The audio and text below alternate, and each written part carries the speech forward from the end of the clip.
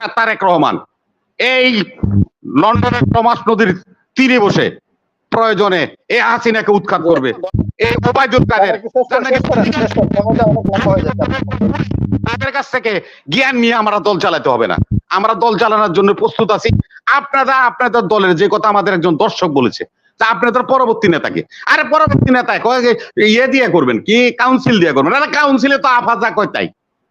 আপনাদের ছেলে মেয়েরা দল চালাবে, তাদের তো দলে কোনো প্রাথমিক সদস্যপদ নাই। আর তারেক রহমান একটা নির্বাহী সদস্য থেকে যুগ্ম মহাসচিব হয়েছে, সেখান থেকে ভাইস প্রেসিডেন্ট হয়েছে, সিনিয়র ভাইস প্রেসিডেন্ট হিসেবে যায় পদাধিকার বলে সে এখন ভারপ্রাপ্ত চেয়ারম্যান হয়েছে। আমরা গণতন্ত্র চর্চা করি না, আপনারা গণতন্ত্র চর্চা করেন। আপনাদের কোনো গণতন্ত্র? আরে ভাই শুনেন, 80 বছরের একজন বৃদ্ধ মানুষ, সে রাষ্ট্র চালায় আবার দলও চালায়, তারে আল্লাহ এত ক্ষমতা দিছে। একটা লোক ফিজিক্যালি ডিজঅর্ডার হয়ে গেছে, প্রতি মাসে তাকে সিঙ্গাপুর যায় চিকিৎসা করতে হয়। আওয়ামী লীগের মতো দলের সাধারণ সম্পাদক, আবার গুরুত্বপূর্ণ সেতু মন্ত্রণালয়, সড়ক মন্ত্রণালয় উনি আবার মন্ত্রীও। তো এইরকম মাজা ভাঙ্গা লোকদের দিয়ে যদি আপনার দল চালান, সেই দলের লোকরা আমাদেরকে কথা বলবে আর আমরা শুনতে হবে, এটা কি হয় নাকি? আজকে আপনি যে কথা বলছেন নেতৃত্ব নিয়ে সে কি বলার? আজকে রাহুল গান্ধী নেতৃত্ব করছে, ইন্দিরা গান্ধীর নাতি, রাজীব গান্ধীর ছেলে। ওই রাহুল গান্ধীর কি নিয়ে তো নেতৃত্ব নিয়ে কংগ্রেস নিয়ে মোদি বা বিজেপি তারা কোনো প্রশ্ন উত্থাপন করে না।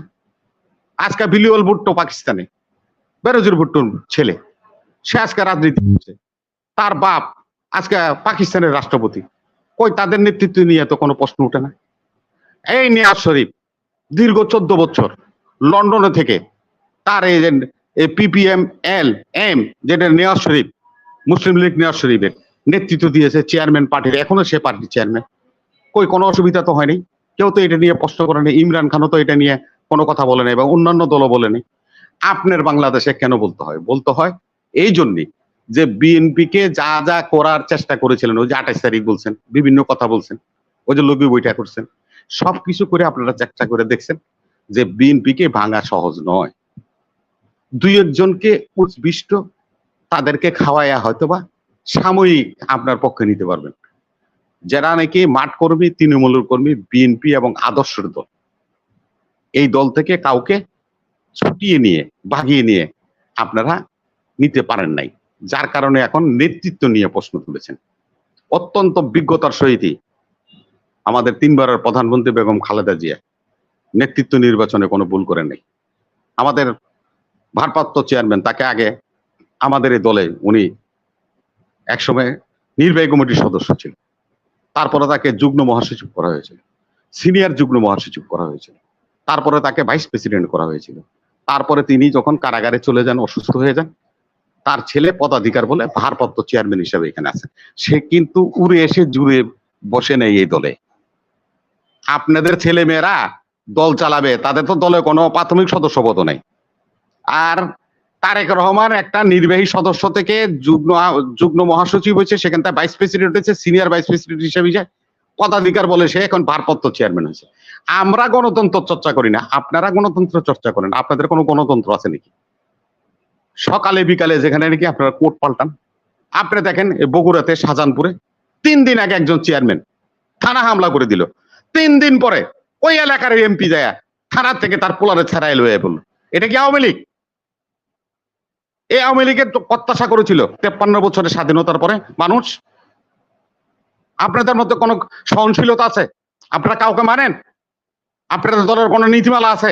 গণতন্ত্র আছে?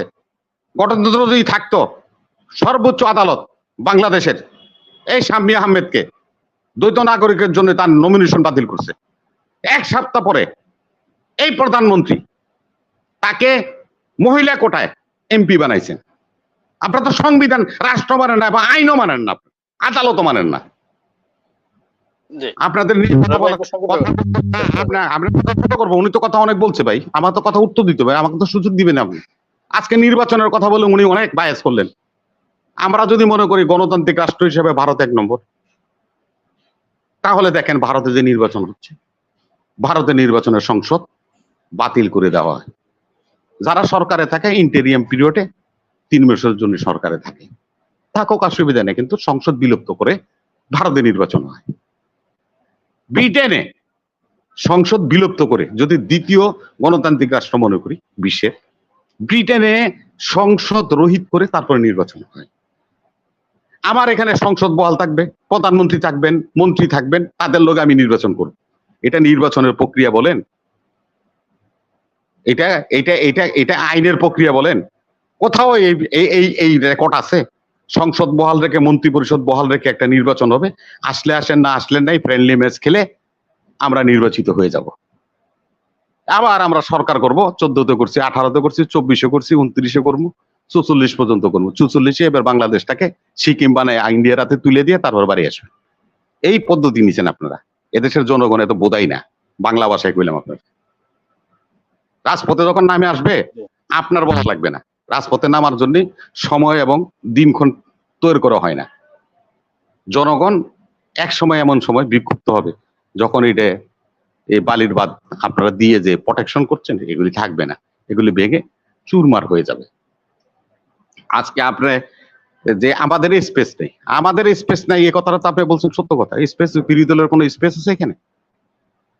কোন আন্দোলন সংগ্রাম করার স্পেস আছে? কোন কথা বলার স্পেস আছে?